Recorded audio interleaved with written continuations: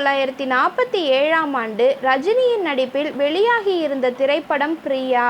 தமிழ் மற்றும் கன்னடத்தில் உருவான இப்படத்தில் ரஜினிகாந்த், ஸ்ரீதேவி, அஸ்னா ஹமீத், மேஜர் சுந்தர்ராஜன், தேங்காய் சீனிவாசன் நடித்து இருந்தனர்.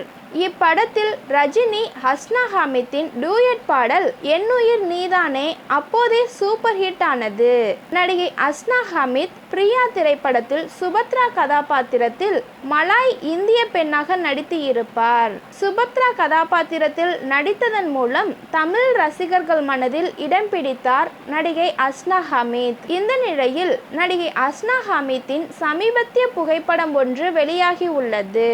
67 வயதாகும் நடிகை அஸ்னா ஹமீத் தற்போது டிராமாக்களில் நடித்து வருவதாக கூறுகின்றனர்.